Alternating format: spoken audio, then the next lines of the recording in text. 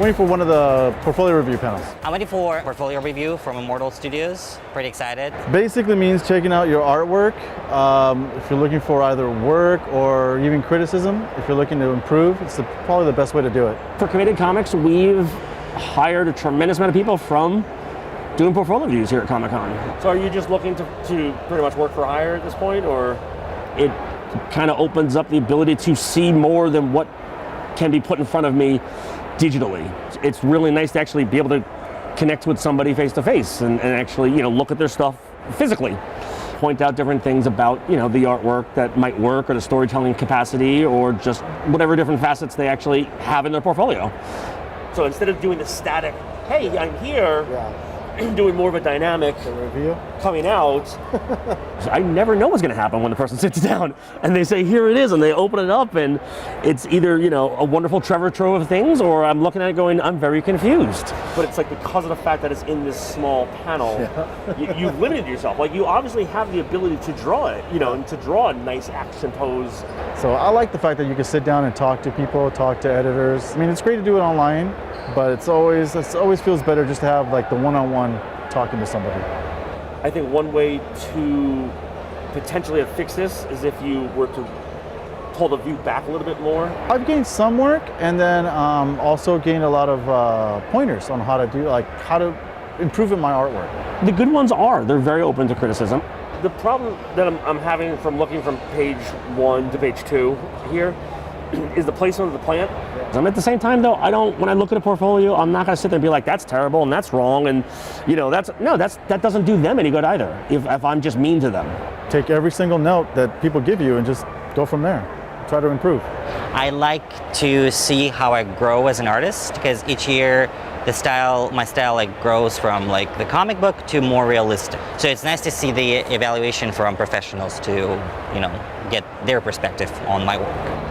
So again, with your inks, you got to be careful and cautious of making sure the line weights aren't the same, because this gets very hard to see.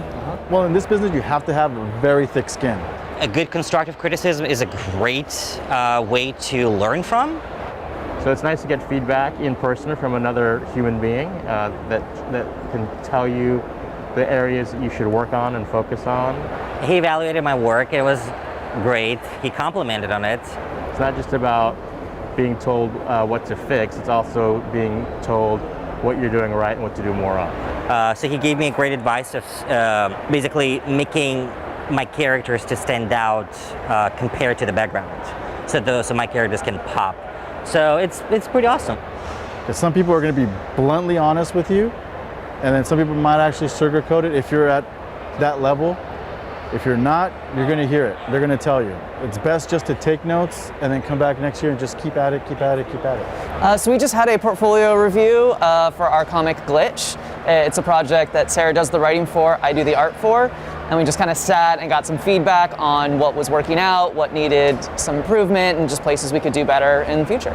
It was really eye-opening for me as a writer to go through the portfolio review, and the emphasis is a little more on the art, because it helps me in the scripting process to kind of get a better handle on what goes into translating the words into a visual medium. You ended up liking something that wasn't on the pages that I brought. I wanted some of my personal work. I mean, again, I'd be interested in seeing a treatment of that. So I'm going to be sending him some treatment of what I did, and then hopefully we'll take it from there. That's the most important thing. Just following up with everyone that you talk to.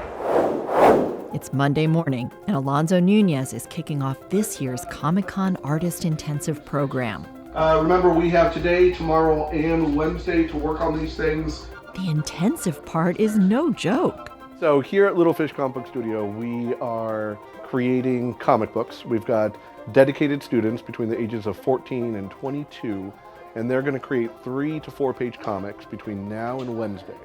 They've got a theme that they're working on, but otherwise they've got carte blanche to do whatever they want. They are making work with the goal to have it finished and to be viewer ready for professionals.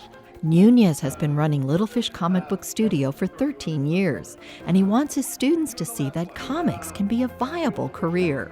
So guys, our theme for the year is reference and rememory. And as far as I'm aware, the prompt comes from the novel Beloved, and it speaks about, I guess, the act of remembering and the ways in which memory and history affects us in the present. 21-year-old Garza Santiago is thinking through her take on this theme. So I was thinking like funeral-esque, including original characters. And so in the novel that I'm writing, it kind of toes the line between grief and imagination versus psychosis in the form of like ghosts. Meanwhile, Declan Graham found inspiration in a poster for La Dolce Vita. I'm thinking like a frantic 1960s movie set. A very driven director, and then a bunch of people who can't understand all his references and his like desires for this whack movie.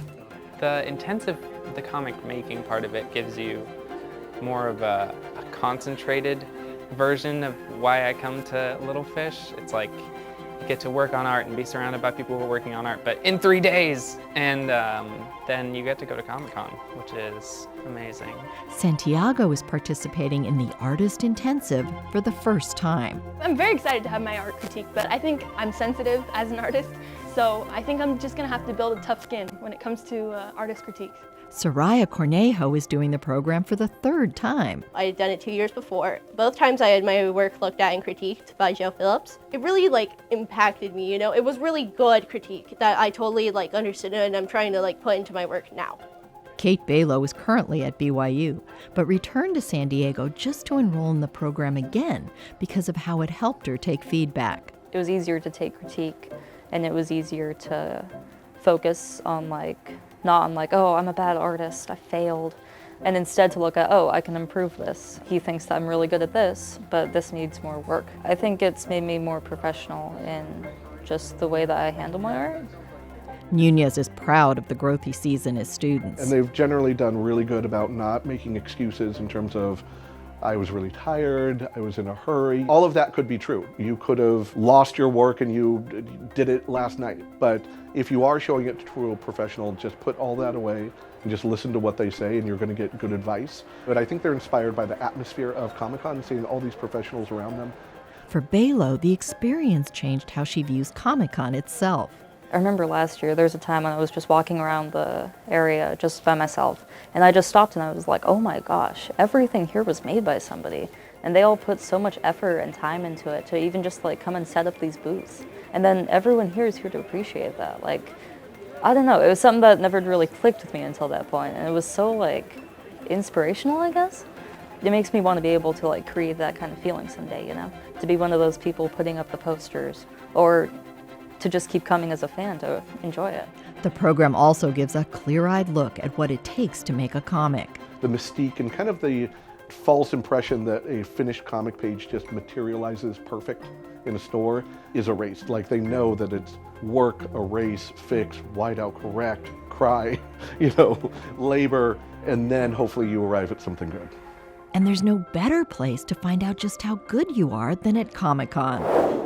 I'm helping them do their work, but then as soon as we get within range where they're about to meet a professional, right, who's taken time out of their schedule, I remind them that generally professionals are there to sell work, to make money, this is their livelihood, but also they're there at the convention to meet with people. I guess this is technically a promotional preview for the novel that I finished. It's in the later stages of editing, and it's going to be self-published, so I thought that Comic-Con would be a great opportunity to get the book out, to get some attention on it, and to potentially even get a copy back to New York City, so we'll see where that takes me.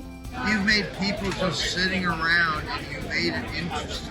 Thank you. You didn't go, oh, look at this. I did underground comics too. They were dirtier.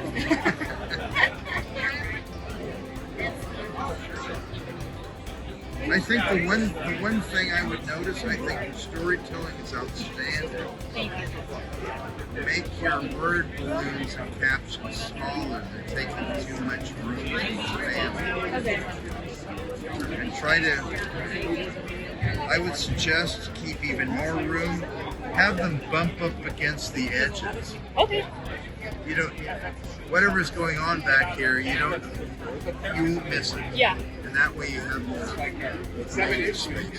I understand, yeah. That reminds me of a lot of Grant Morrison's work. he introduced me to Flex Mentallo, and that's actually where I started to incorporate that, especially with the dialogue bubbles instead of the. This is very clever. Thank you. I like comics because it's a very solitary art, or it can be at least. You can create something from start to finish and it's just one person and it's their vision. You don't necessarily have people coming in and telling you what you can and can't do. So I think I like the individuality and the ability for the comic book artists to express themselves. Okay, I like this a lot. I have a little bit of problems jumping from panel to panel. Most artists that I reach out to are really, really generous with both their enthusiasm and their time. They'll take 10, 15 minutes with each student, which doesn't sound like a lot, but if we've got 6 students with one artist, that could be an hour out of their time. They really meet the kids as peers isn't maybe the right word, but as kind of, they meet them where they are, you know, because I think for a lot of artists, it instantly keys them into remembering when they were 14, 15, and a lot of them are really gracious and will say things like, you're a lot better than I was when I was 16, you know, like you've got a big future ahead of you. And generally, you know, I think they really do mean it, and it means a lot for these kids. It builds confidence and hopefully gives them runway to kind of complete the next kind of developmental stage. Hands. Most people, if they can't draw, the first thing I say is, if it's just terrible everything, you know, work on hands. Most cartoonists do that. You draw hands really well. Thank you. It's something that I'm still kind of struggling with. Well, I still struggle with it, but at least you have your research isn't far away. You know, you can just look at that. Thank you.